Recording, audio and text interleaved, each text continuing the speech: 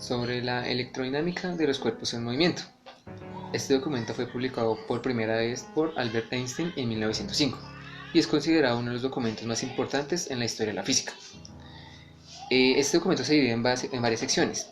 La primera sección es una introducción en la cual Einstein nos suscita a reflexionar sobre que los fenómenos tanto mecánicos como electromagnéticos no poseen propiedades correspondientes al reposo absoluto. Esto lo hace mediante dos ejemplos. El primer ejemplo hace referencia a la ley de inducción de Faraday y el segundo ejemplo lo hace con referencia al éter. Se menciona la ley de inducción de Faraday debido a que hay una simetría en su explicación. Pues cuando un imán se mueve alrededor de una espira, se genera una corriente eléctrica. Sin embargo, si se hace lo contrario, se mueve la espira con respecto al imán, se observa una FEM. Y lo que Einstein nos dice es que si el movimiento se toma como relativo, la explicación debe ser la misma para ambos casos. La primera sección sobre la definición de simultaneidad hace énfasis en el tiempo dentro de los eventos simultáneos. Se sintetiza de la siguiente forma. Un observador A en un punto A y un observador en un punto B pueden tener, digamos, como medir valores de tiempo distintos para las proximidades en cada uno de sus vecindades. Digamos que estos valores de tiempo medidos no pueden ser igual tanto en A como en B, porque la definición de tiempo común solamente se precisa para esas proximidades, para cada una de esas proximidades. Entonces se propone en esta idea que el tiempo común puede ser definido en función del tiempo que tarda la velocidad de la luz como una constante universal para llegar del punto A al punto B y viceversa. Apartado 2. Sobre la relatividad de las longitudes y del tiempo. En este apartado, Einstein nos muestra de una forma de cómo la velocidad en un medio actúa la relatividad. En este caso, él hace un experimento mental sobre una barra, la cual tenemos de un punto A a un punto B, el cual sincroniza los relojes en un extremo de las barras, el cual hace que se determine la velocidad del medio. En este caso, el medio va indicando cuál es el periodo de la disociación de la luz y cómo éste se puede transformar en diferentes cosas. Por ejemplo, en las diferentes formas de pensar, las características fundamentales de la luz y el principio de relatividad. Teoría de la transformación de coordenadas. Dado el problema que existía o las asimetrías en la explicación de los fenómenos electromagnéticos, era necesario solucionar el problema. Para ello se plantearon dos opciones. La primera era modificar las ecuaciones de Maxwell para que fueran covariantes. La segunda era modificar las ecuaciones de transformación de Galileo para que éstas también fueran covariantes. Einstein optó por la segunda opción, la cual era modificar las ecuaciones de transformación de Galileo para que éstas fueran covariantes. Para ello, introdujo dos postulados. El primero es la covarianza de las leyes físicas, es decir, que todas las leyes físicas deben ser las mismas para todos los marcos inerciales. Y el segundo postulado hace referencia a la constancia de la velocidad de la luz. En la cuarta sección sobre el significado físico de las ecuaciones obtenidas en relación a cuerpos rígidos y relojes en movimiento, se resaltan dos conclusiones importantes. La primera es una esfera vista como un objeto, como un cuerpo rígido, la cual se encuentra en reposo relativo en un sistema de movimiento. Esta esfera, vista desde un sistema estacionario, tiene un factor de contracción con relación a su eje coordenado X, que se incrementa conforme dicho movimiento se acerca a la velocidad de la luz. Cuando el movimiento es igual a la velocidad de la luz, desde el sistema estacionario, este cuerpo se puede ver, digamos, como perpendicularmente plano. La segunda conclusión que deriva de las ecuaciones que involucran la medida de tiempo tiene que ver con respecto al tiempo medido en reposo relativo al sistema estacionario y también el tiempo medido en reposo relativo al sistema en movimiento. Apartado 5. Sobre la composición de las velocidades. Después de que la relatividad de Galileo hizo énfasis en el cambio de velocidades de una posición a otro, teniendo en cuenta las posiciones y las velocidades de un mundo newtoniano. Einstein retoma estos conceptos de velocidad a partir de la relatividad. En este caso, cuando se sincronizan relojes en dos sistemas que llamamos S y S', nos damos cuenta de que la velocidad, al variar la velocidad, va a cambiar la forma en que vemos cómo suceden estas cosas. En este caso, Einstein hace un desarrollo matemático, el cual llega a esta ecuación y por lo tanto da cuenta de del cambio de velocidades y cómo se compone en diferentes marcos, en X, Y, Z y en el tiempo.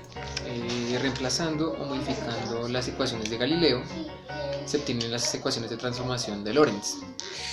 Estas ecuaciones permiten pasar de un marco de referencia a otro y que las leyes físicas conserven su forma. Para el caso de las transformaciones de las ecuaciones de Maxwell-Hertz, si se aplican las transformaciones de Lorentz, las ecuaciones del electromagnetismo de Maxwell conservan su forma pasando de un marco inercial a otro. En la sección 7, teoría del principio de Doppler y de la aberración, se considera una fuente de ondas electromagnéticas que luego de ser caracterizadas en los ejes coordenados X, Y, Z, L, M y N, se quiere examinar dichas ondas desde un observador que se encuentra en reposo en el sistema en movimiento K.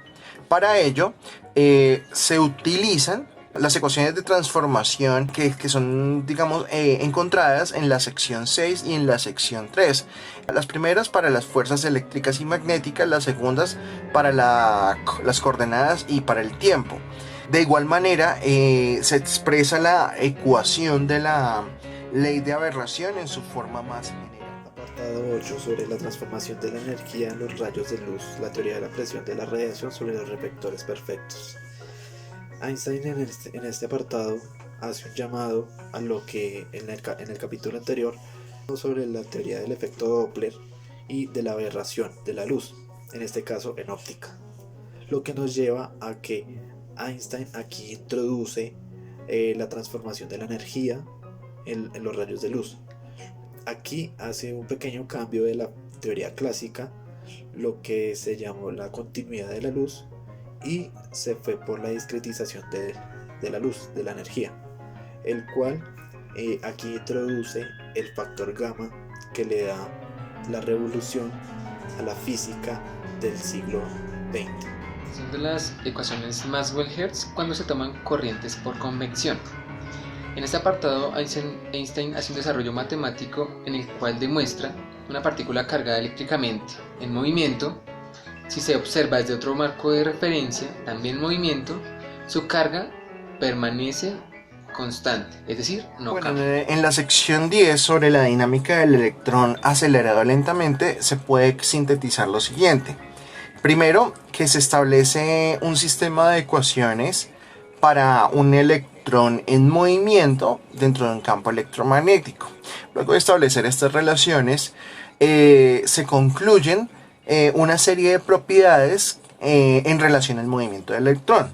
Entonces, la primera de estas es la velocidad del electrón, calculada como la relación entre la potencia de deflexión magnética y la potencia de deflexión eléctrica para cualquier velocidad. La relación entre la diferencia de potencial y la velocidad adquirida por el electrón, todo esto deducido a partir de las ecuaciones de la energía cinética del electrón. Y finalmente, el cálculo del radio de la trayectoria, de la curvatura de la trayectoria del electrón cuando hay una fuerza magnética presente. Las conclusiones de este video con lo que hemos visto en esta clase de física moderna, conocimiento y realidad. Nosotros desde que empezamos el curso tomamos como referencia a Ernest Mach, tomamos también como referencia a Sánchez-Ron y por último este escrito por Albert Einstein. Las conclusiones que nos dimos a la tarea: primero, este artículo publicado fue uno de los primeros que detonó la revolución de la física moderna y de lo que ahorita llamamos lo que es la relatividad. El segundo, Ernest Mach, fue uno de los más grandes amigos de Einstein, el cual Einstein en sus revoluciones dio cuenta de la filosofía de las ciencias como parte de la conceptualización de la física y de la ciencia. Tercero, por otra parte, Sánchez Ron, en su apartado de filosofía de las ciencias, nos muestra cómo Einstein fue evolucionando a lo largo del tiempo en consecuencia a la historia de las revoluciones que fue la cuántica y la relatividad.